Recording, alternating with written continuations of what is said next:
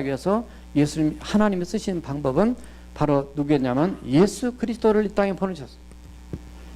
자, 예수 그리스도 그분을 보내셔서 우리의 구원의 유일한 방법으로 주님을 쓰셨어요. 왜냐하면 바로 예수 그리스도는 하나님과 우리 인간 사이에 지금 문제가 뭐냐면 이거는 죄의 문제인데, 하나님은 거룩하신 분이니까 죄 있는 사람들은 갈 수가 없다 그 말이에요. 하나님과 우리 사이에 뭔가 중재 역할을 하려면은, 그 중보자 역할을 하시려면 그분은 하나님이시면서 사람이 돼야 돼요. 그래서 이거를 영어로 뭐라 하냐면 God, Man 이렇게 표현합니다. 하나님이면서 사람하고 개하고 중보자 역할을 하려면 개가 와서 해도 사람하고 말이 안 통합니다. 사람이 얘기를 해도 그게 말이 안 통해 개한테. 우리 하나님은 이 땅에 인카네이션, 육체를 입고 오신 원래 하나님이셨는데, 그래서 완전하신 하나님, 완전한 사람. 그래서 이 부분이 성경에 흘러있는 것이 수많은 메시지가 여기 다 들어있어요. 그래서 이 하나님, 근데 이분은, 하나님은 바로 죄가 없으신 분이에요. 죄가 있는 분은 하나님과 통할 수가 없어요. 죄가 없으신 분. 그래서 바로 이 예수 그리스도를 믿는 자만이, 이 모든 사람 가운데서도 in Christ, 예수 그리스도 안에서 그분을 믿는 자만이 구속 곧 죄사함을 받는다. 에베소서 1장 7절 보니까 그 안에서, 즉 예수 그리스도의 은혜의 풍성함을 따라서 그의 피로 속량 곧 죄사함을 받은 자가 바로 우리 그리스도를 얘기합니다. 4절에서부터는 하나님이 우리를 만세의 선택에 대한 말씀을 하시고, 7절에서는 예수 그리스도의 보혈로 십자가에서 우리의 죄의 문제를 대신 해결해 주심으로 그분을 믿는 자만, 로마서 3장 22절에 보면 예수 그리스도를 믿음으로 말미암아 그 은혜로 우리가 하나님의 의를 입었다. 이거는 우리가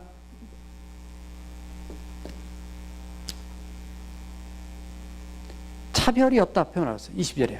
왜냐하면 유대이든 이방이든 간에 차별이 없이 하나님의 의를 입은 존재가 되었다.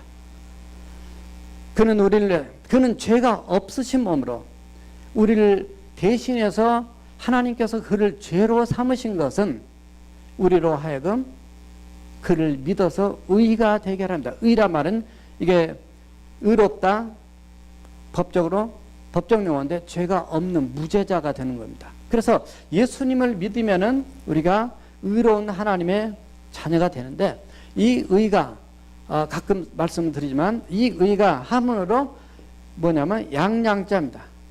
양양자 플러스 이거 나아자 다합니다. 양이 내 위에 양이 있는 것이 의롭다라는 거예요. righteousness. 의롭다, 죄 없다.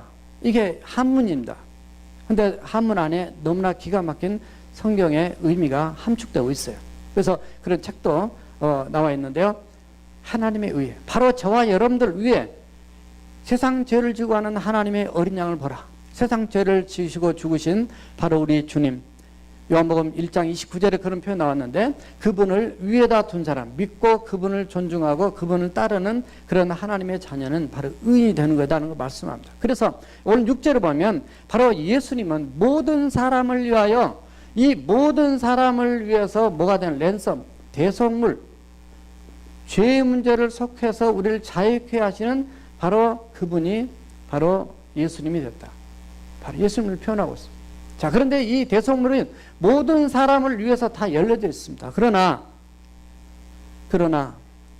이분을 믿는 사람, 예수님을 믿는 사람, 그래서 그리스도 안에 들어와서 그분을 믿음으로 효력이 나타난 그분 자만 구원을 받게 되는 겁니다.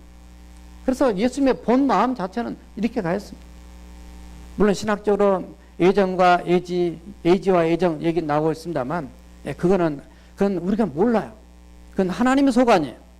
들어와서 보니까 이게 하나님 만세전부터 나를 구원하셨고 나를 사랑하셔서 계획하셨구나를 그 고백적으로 얘기하는 거지, 우리는 아무도 몰라요. 예수님도 그걸 얘기하지 않으셨어요. 예수님도 만난 사람마다 복음 전하셨어요. 창기와 세리들한테까지도 가서 그 세상에서는 죄인이라고 손가락질했지만은 예수님은 가리지 않고 복음을 전하셨어요. 누구든지 주 예수를 믿으라. 그리하면 너와 네 집이 구원을 받는다. 그렇게 말씀하셨지. 하나님이 예정된 사람만 돌아온다. 이렇게 얘기하죠. 그거는 우리가 할 소리가 아니에요. 우리는 그냥 예수님을 내가 믿는 것 자체가 하나님 은혜고, 그리고 그 안에 하나님의 섭리와 선택과 예정이 있다는 것 자체를 감사하고 확신하면서 예수님이 하셨던 것처럼, 사도 바울이 전했던 것처럼 우리도 주님의 마음이 모든 영혼의 구원에 있다라는 것, 구원받기를 원하는 이 간절한 마음이 있다는 걸 품고 그냥 증거하면 되는 거예요. 믿든지 안 믿든지. 계시록 3장에 보면은 그 하나님의 복음을 듣지 않고 거부하면 그 사람 그대로 죽는다. 그러나 내가 하나님의 메시지를 전하지 않아서 그 사람이 죽게 되면 그 핏값을 너에게 찾는다 그랬어요.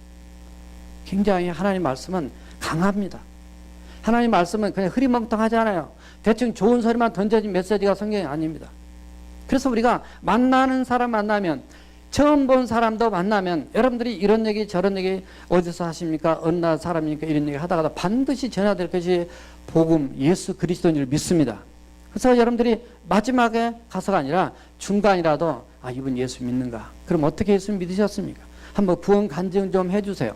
이렇게 하면서 예수님을 믿는 사람 더 잘 믿게 만들고, 안 믿는 사람들은 듣든지 안 듣든지 하나님의 복음을 전하는, 디모데후서 4장 2절에서 듣든지 안 듣든지 하나님의 복음 말씀을 전파라 그래요.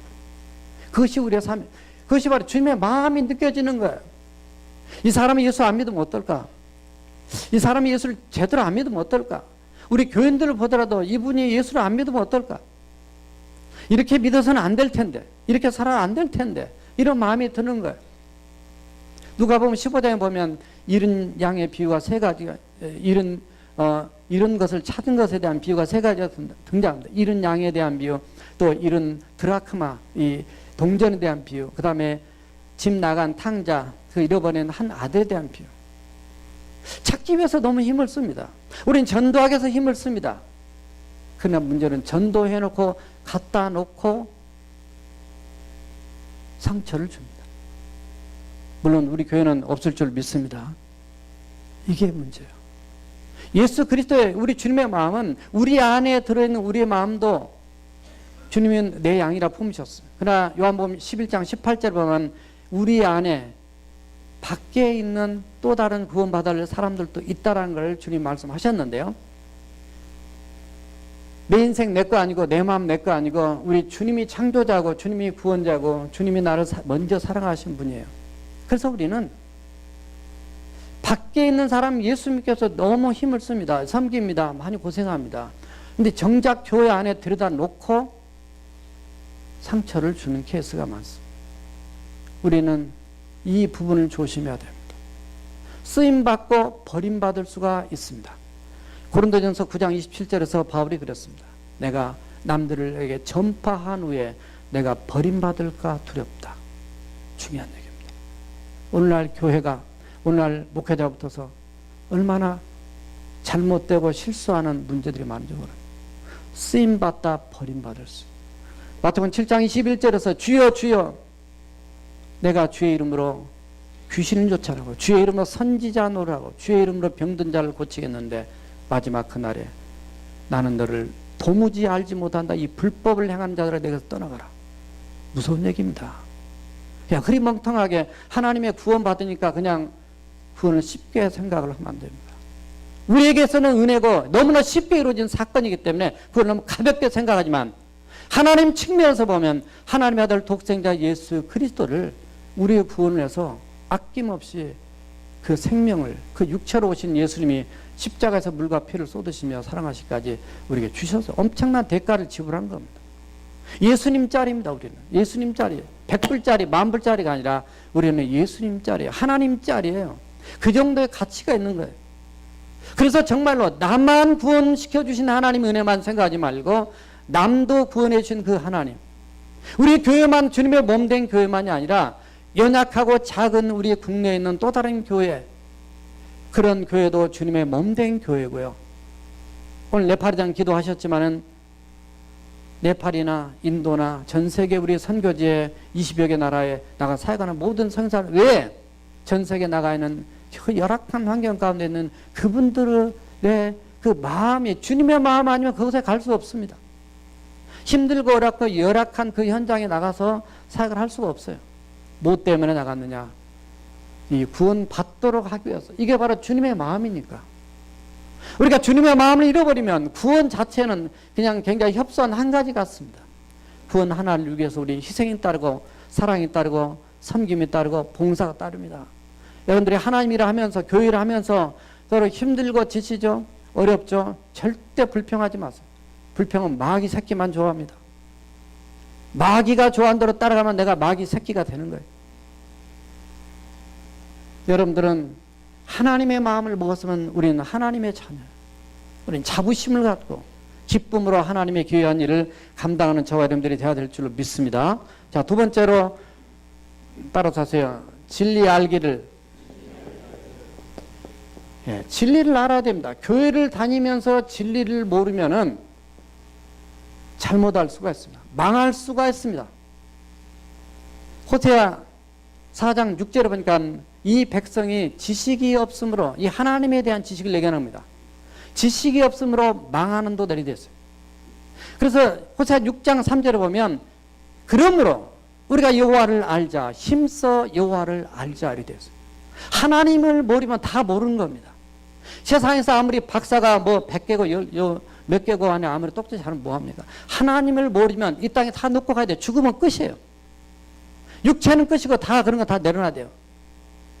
그러나 예수 믿는 하나님의 백성들은 영원한 미래가 천국이 있습니다. 주님을 믿지 못하고 알지 못하면 영원한 지옥이 기다리고 있습니다. 그걸 지금 모르니까 교만합니다. 잘난 척합니다. 하나님의 말씀을 대적합니다. 무서운 그날이 기다리고 있습니다. 주님이 오신 것은 요한복음 3장 17절에서 내가 이 세상에 온 것은 세상을 심판하려 하심이 아니요 너희를 구원하려 하심이라고 말씀했습니다. 그러나 마지막 오실 그분은 심판주로 오십니다. 믿는 자에게는 구원이지만 믿지 않는 자는 심판입니다. 우리 당장 눈앞에 부딪히지 않아서 우리가 모를지는 모른다 생각할지 모릅니다. 많은 사람들이 하나님을 자기 머릿속에 도구마, 자기 머릿속에 하나의 교리로 만들어서 거기에 그냥 가지고 하나님을 믿습니다. 목사님에게도 저는 이렇게 생각합니다라고 사는 사람들이 있습니다. 그냥 그렇게 살아도 괜찮습니다. 그러나 언젠가 깨질 날이 있습니다. 하나님 앞에 깨져야 돼요. 목사도 날마다 성경을 보고 날마다 기도하고 날마다 바라보면 날마다 제 자신이 깨닫고 변화되기 위해서 노력합니다. 그래도 저는 너무나 부족합니다. 알아야 됩니다. 모르면 안 된다 그 말이에요. 주님께서 이 땅에 오셔서도 말씀하셨지만 특별히 구약에 보니까 사사기 2장 10절에 보니까 그런 표현이 있어요. 그 앞에 보면 6절 이하에서 보면 여호수아가 살다가 110세에 죽게 됩니다. 그때 당시에 그 엘더들, 장로인들, 그 리더들 이런 분들이 다 그 세대 사람들은 다 죽고 그 다음 시대 사람들도 다 죽었어요. 왜냐하면 그 한 시대가 보고 그 다음 시대는 그 사람들을 보고 자랐기 때문에 들었기 때문에 그래도 하나님을 섬겼습니다. 그러나 그 다음 시대는 하나님을 알지도 못하고 하나님을 섬기도 않게 되어버립니다. 하나님을 잃어버립니다. 하나님의 행하셨던 그 일도 그들이 기억하지 못하더라 이렇게 됐어요. 이민 1세는 그래도 열심히 합니다. 2세는 1세를 보고 좀 배웁니다. 3세로 내려가면서 신앙이 추락한다는 걸 늘 말씀드려왔습니다. 사사기 2장 11절에 보면 결국 그들이 우상으로 빠져들어가면서 12절에 보면 하나님의 진노가 임하면서 그 사사시대에 그 악순환이 이루어지게 됩니다. 하나님의 진노와 심판과 전쟁과 그 어려움들이 이렇게 또 회개하고 다시 회복되는 것 과정들이 이루어집니다. 진리를 알지 못하면은 넘어가요. 그래서 이 진리를 아는데 요한복음 17장 3절에 보니까 영생을 이런 식으로 표현하죠. 영생, 이터널 라이프, 영원히 산다는 개념보다는 영생을 갖다가 뭐라 하냐면 영생은 유일하신 참 하나님과 그가 보내신 예수 그리스도를 아는 것이다. 희한한 말씀하셨어요. 단순한 오래 사는 것에 집착하는 게 문제가 아니고 우리의 유일한 참 하나님, 하나님과 바로 예수 그리스도 그분을 아는 것이다. 본질적인 걸 알아야 돼. 예수님이 나를 죄에서 구원하신 바로 그분을 아시고, 아신 그분께서 우리의 죄로 인해서, 그분은 예수 그리스도는 우리의 죄로 인해서 내어줌이 되고 십자가에 달려 죽으심이 되고 우리의 의를 위해서 다시 살아나심이 되었느니라. 로마서 4장 25절에 그렇게 말씀했습니다. 그래서 바로 이 하나님의 구원에 대한 역사, 구약에 전개된 이 역사, 이것이 실제적으로 이루어졌던 그 결과, 그것의 실체는 예수 그리스도신데, 바로 예수 그리스도 그분이 바로 진리입니다. 예수 그리스도 그분이 바로 진리. 원래 진리라고 하는 것은 진짜다 그 말이에요. 시간이 흘러도 변함이 없는 그런 이치다. 실제로 이거를 자기가 말씀한 것이 그대로 100% 이루어져야 되는 것이에요. 예수님이 나는 3일 만에 부활하신다 그랬는데 진짜 부활이 됐어요. 아무도 따라갈 수 없습니다. 주님 말씀하신 대로 말씀하신 그 말씀대로 그대로 이루어졌어요. 우주 만물이 지금 이렇게 돌아갑니다. 하루가 24시간 돌아가고 옛날이나 지금 이렇게 돌아갑니다. 여러분들이 이거 하나 그냥 끊없이 매달려도 이게 힘듭니다. 지구는 지금 옛날 창조하신 이후로 하나님께서 계속 공중에 띄워서 지금도 잡아 돌리고 계십니다. 태양하고 조금만 가까워지면 다 불타서 우리 죽습니다. 그러지 않게 이렇게 하셨습니다. 과학적 여러 가지 이론들을 많이 하지만 제가 그런 많은 관련된 책을 보고 이렇게 그 내용들을 이렇게 보면 과학자들은 할 말 없으면 꼭 진화라 그래요. 무조건 진화로만 얘기하면 다 된 줄 알아요. 근데 진화를 증명을 못하는 거예요. 하나님의 말씀 안에 이 말씀은, 이 하나님 말씀은 바로 진리예요. 여러분이 갖고 있는 성경책, 창세기, 출애굽기, 레위기, 민수기, 신명기, 이 말씀들은 지금부터 약 3,500년 전에 써진 책입니다. 우리는 그 책이 지금도 믿고 있고, 오고 오는 시대에 모든 민족들이 다 그대로 믿고 지금 하나님을 체험하고 살아오고 있어요. 하나님을 체험하고 경험하고 살아오기 때문에 확신하고 있어요. 요한복음 1장 14절에서는 말씀이 육신이 되어 우리 가운데 거하시며 그의 영광을 보니 하나님의 독생자의 영광이요 그 안에는 은혜와 진리가 충만하더라. 믿습니까? 하나님의 말씀은요, 여러분 하나님의 말씀을 따지고 봐도 진리고요, 그냥 무조건 믿어도 진리예요. 믿습니까? 여러분들이 뭐 성경 다 알고 믿습니다. 저도 성경 다 알아서 목사 된 거 아니에요. 지금도 계속 끊임없이 알아가고 있습니다. 알아가면 알아갈수록 성경이 기가 막힌 사실들이, 그 말씀하신 분이 누구시냐면 하나님이십니다. 우주 만물을 창조하신 그 하나님, 알파 오메가 되신 우리 주님께서 하신 그 말씀, 그래서 이 진리, 예수님이 진리예요. 그래서 우리가 하나님의 말씀을, 예수님이 내가 곧 길이요 진리요 생명이니 나로 말하면 그는 아버지께로 올 자가 없다. 예수님 자신이 내가 진리라고 말씀하셨어요. 요한복음 8장 31절 32절에 보면 너희가 내 말에 거하면 내 참 제자가 되고 진리를 알지니 진리가 너희를 자유케 하리라. 사람들이 착각합니다. 무슨 진리 하나 깨달았다고 그 자유인 줄로 착각하는데 그게 아니에요. 이 참된 진리와 참된 자유는 예수님의 말씀이 그 안에 거해야 된다 그랬어요. 예수 믿고 예수님의 말씀을 체험하고 예수님을 만나고 예수님을 알고 그 말씀 가운데 살 때 진정한 주님의 제자가 된다 그랬어요. 예수 믿는 사람이 된다 그 말이에요.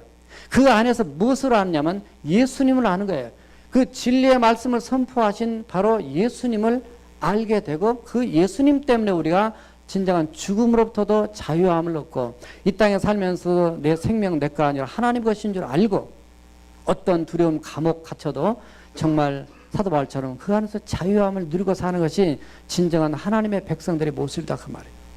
마태복음 22장 16절에 보니까 바리새인들과 그 예수님을 핍박하는 그런 사람들이 예수님한테 와서 한 소리가 있습니다. 당신은 진리로 하나님의 나라를 가르치는 자다 이렇게 표현했습니다. 예수님을 믿지 않는 사람들까지도 진리. 여러분들 하나님 말씀 알아야 돼요. 그래서 교회에서 제자 훈련 하는 거예요. 그래서 제가 네팔 가서 원주민 목사님들 가르치러 가게 된 말씀을 했는데 그 하는 것은 그들이 너무 열악해요. 개인 그걸 뭐라 그래요? GDP.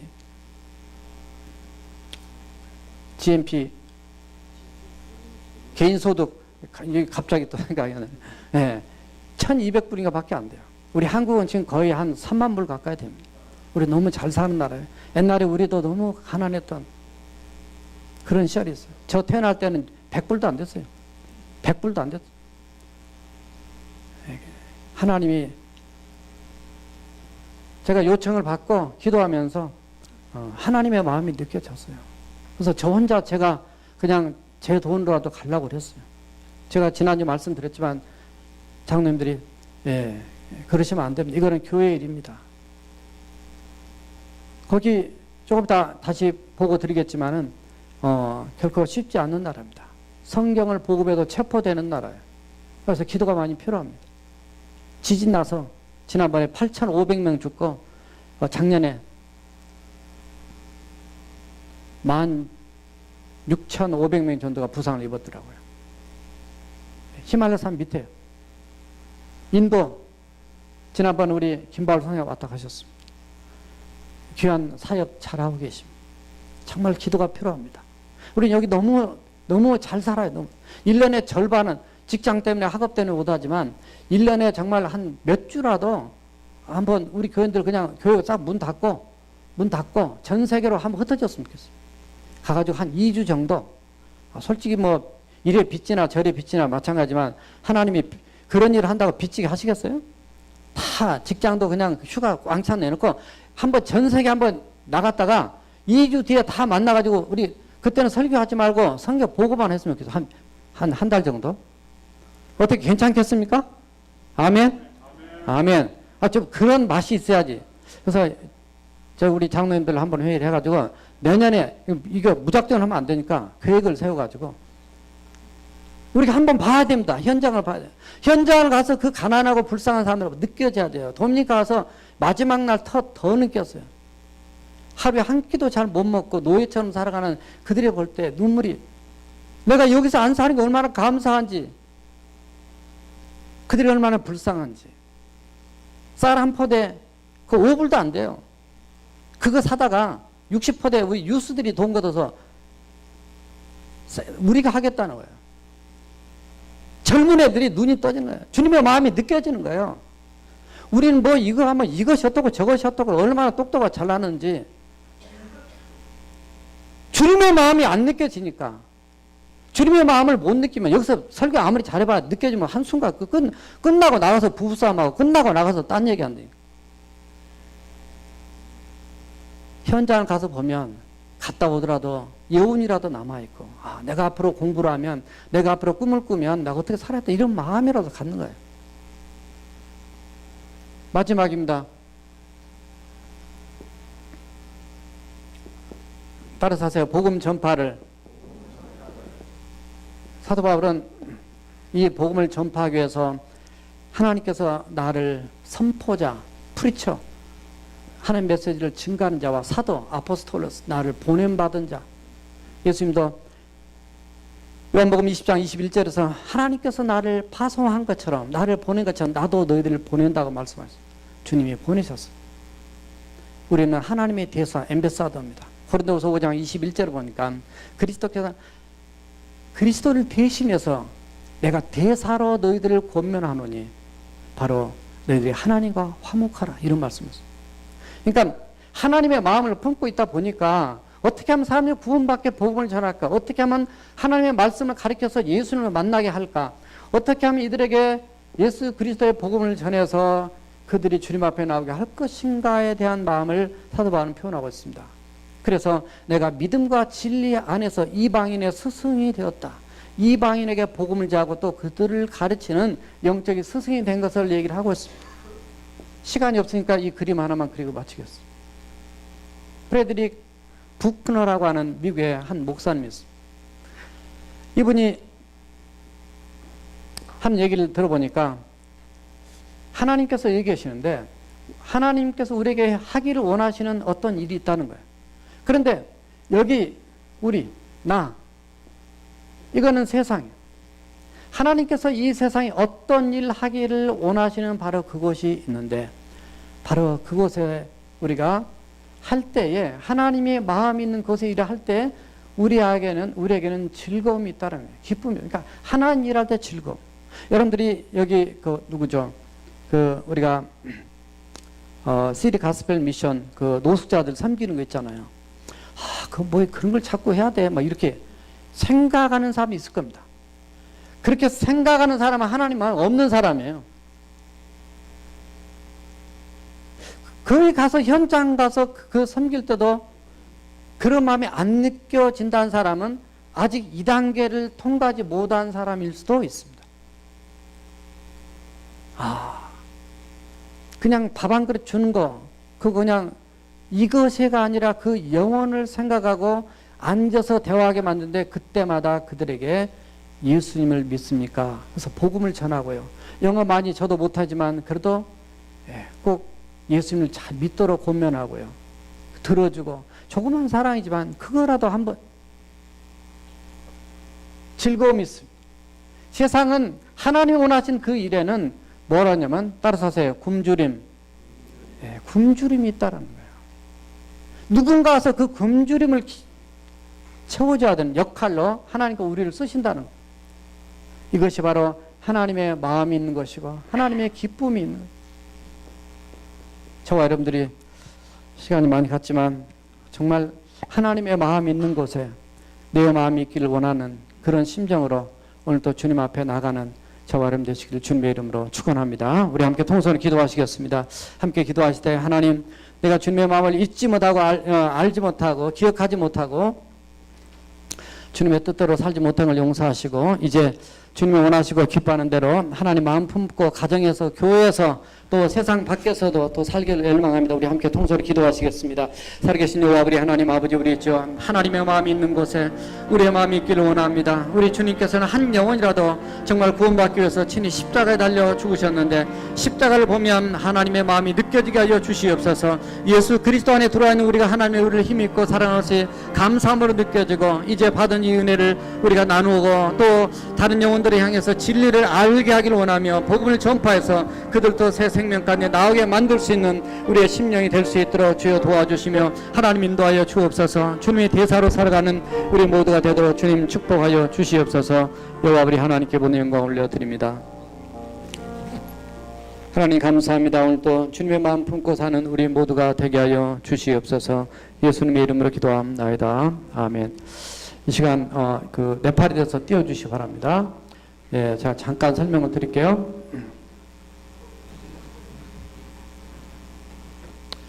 자, 네팔 카트만두가 여기에 있습니다. 카트만두가 수도인데요. 그 목회자들 컨퍼런스를 하게 됩니다. 예, 중국 있고 인도 있고. 넘어가 주세요. 예, 조금 더 크게 그려봤어요. 한국이 여기 있고요. 여기 인도고 그다음에 여기 네팔입니다. 넘기시고. 예, 지금 위에서 찍은 사진인데 여기 지금 히말라야 안나푸르나봉이 이쪽이고요. 히말라야 산맥입니다. 예, 세계에서 가장 높은 여기가 지금 카트만두고요. 넘겨주세요. 예, 안나푸르나가 여기 우리 한국 사람들 가서 산 꼭대기 정복했다. 예, 카트만두에 있으면 인도가 있고요.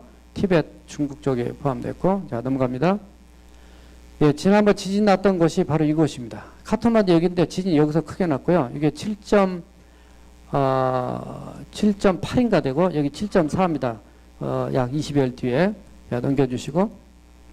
예, 지진 나서 이런 상황이고요. 자, 넘겨주시고. 예, 지금 지진 난 허물어진 교회 하나 보내주셔서 자 찍은 거 올린 거고요. 넘겨주세요. 자, 그 다음에 인구는 3,500만. 원래 네팔 뜻 자체는 신의 보호를 받는 땅이라는 뜻이라고 합니다.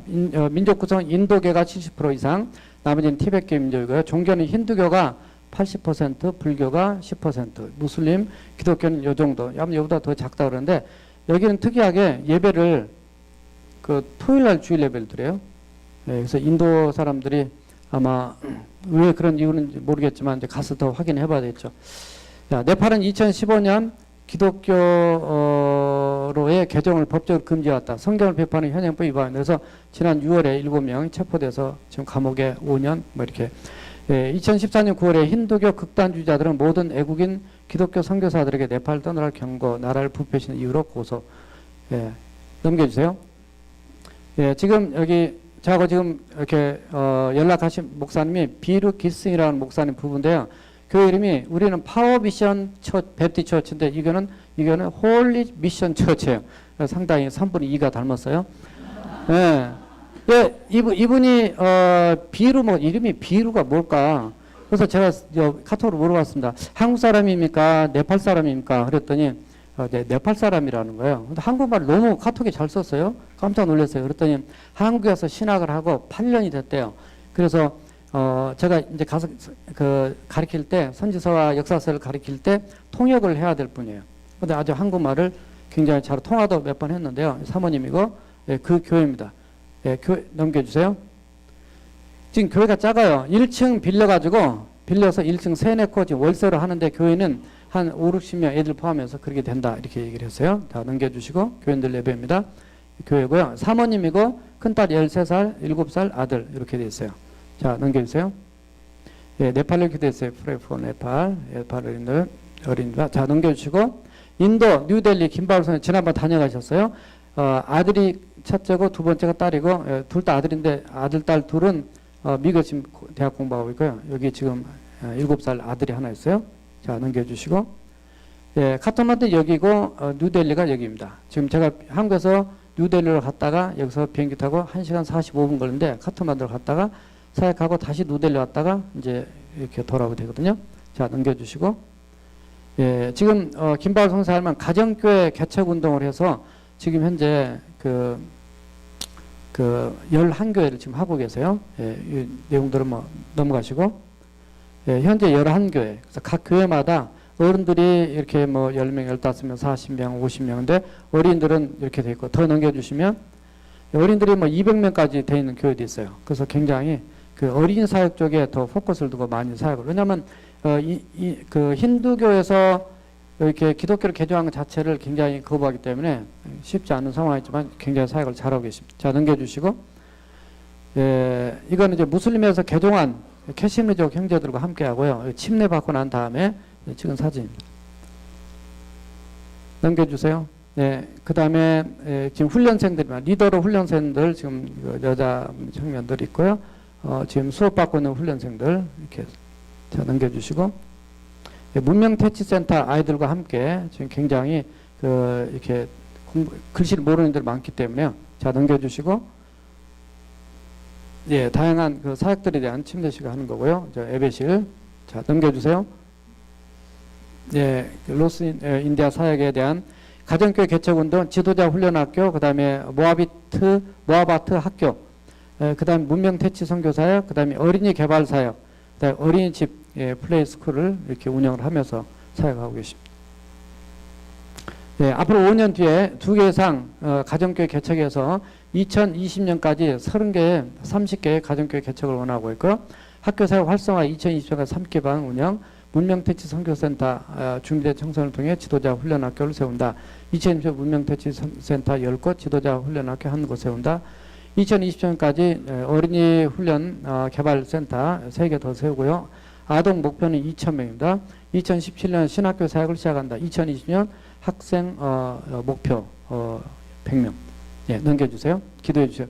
자, 제가 10월 31일 날 이삭부 수련회 끝나고 월요일 날 출발해서 한국으로 갔다가 도착해서 하루 있다가 제가 한국 간 이유는 어머니 83세시기 때문에 이번 기회를 놓치면 안 된다. 예, 그래서 제가 다이렉트로 가도 비행기표가 2,300불 가까이 나와요. 근데 한국 들렸다 가도 싸게 끊었더니 2,000불 안쪽으로 나오더라고요. 그래서 바꿨습니다.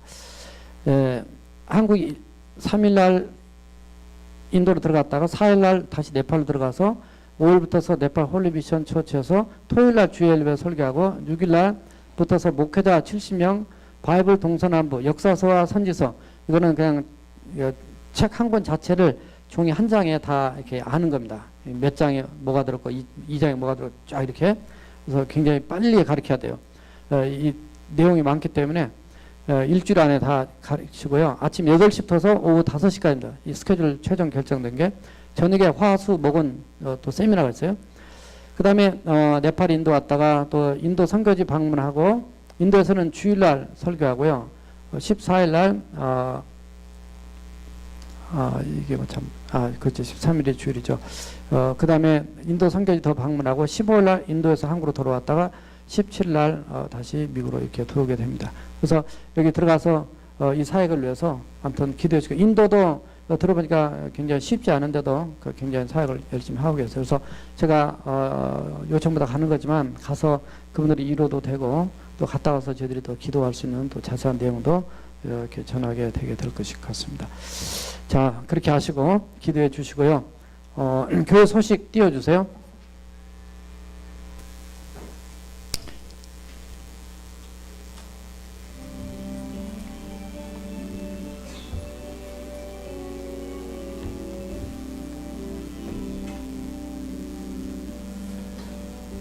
다음 주 기억하시고 동역해 주시기 바랍니다.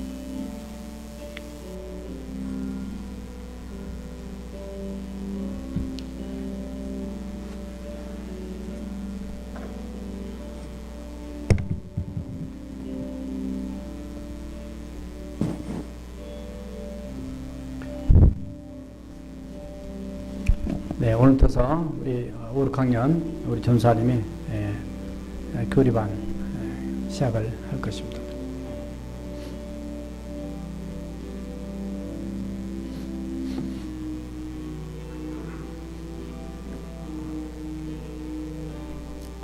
네, 이정군 우리 선교위원장님 나오셔서 잠깐 말씀해 주시고요.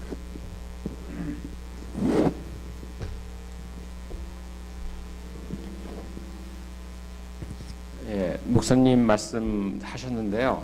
이제 선교하시는 동안에 뭐 거기서 다 숙박이 나는 걸 제공하는 것이 아니라 목사님이 이제 가져가셔야 되는 부분들이 있어요. 그래서 저희 교회에서 선교위원회에서 지원을 해야 되는데 저희 예산이 저희 새로 잡혀 있는 것이 없기 때문에 여러분께 헌금을 내주십사 부탁을 드리려고 제가 이 자리에 나왔습니다. 한 3,000불 정도가 소요될 걸로 생각하고요. 또 저희들이 따로 잡혀 있는 예산은 구제비가 있는데, 구제비 부분은 저희가 그 네팔에 지진이 나고 그랬기 때문에 그런 구제비로 저희가 할 부분은 따로 교회에서 저희가 저희 지원을 할 수 있지만, 일반 비용은 저희 여러분들이 드리시는 목적 헌금을 통해서 충당할 예정입니다. 여러분이 기도도 필요하지만 물질로서 여러분이 마음에 동하시는 대로 헌금을 내주시면 고맙겠습니다. 예, 감사합니다. 네, 감사합니다. 예, 다들 힘들고 어려우시지만 어떻든 기도하시면서 작은 마음이라도 또 모아주시면 선교하는데 동역이 되겠습니다. 새로 오신 분들 환영하겠습니다. 김은정 집사님이세요. 이연수 집사님 자녀, 김오길, 김예빈, 김예린, 김순애 집사님의 남동생 가족입니다. 한국에서 방문하셨습니다. 우리 서영석 집사님, 김순애 집사님 아니신데 그분 가족이 오셨네요. 잠깐 일어나 보실래요? 네, 여기 계십니다. 우리 박수로 우리 환영하겠습니다. 네. 김순애 집사님도 한번 일어서 보세요. 서영석 집사님도 한번 두 분 다 일어서 보세요. 네, 뒤로 돌아보세요. 박수. 네, 이분들은 10월 마지막 날에 한국으로 돌아가시게 됩니다. 그래서 1년 방문으로 오셨기 때문에 환영해 주시고요. 그 다음에 우성민 우리 형제님 여행으로 방문했습니다. 우성민 형제님 어디 계세요? 예, 일어나세요. 저기 그래요. 예, 덴버에서 오셨습니다. 예. 우리 안자누이 집회 가셨을 때 장로님 아들인데 이렇게 오셨고요. 그 다음에 윤보현 형제님, 예, 저기도 마찬가지로 한국에서 오셨어요. 예, 같이 친구여서 오셨습니다. 잘 오셨습니다. 이제 그 다음에 마지막 광고는 매 짝수달 둘째 주에는 이름표 달기를 합니다. 다음 주에는 들어오실 때 이름표를 다셔서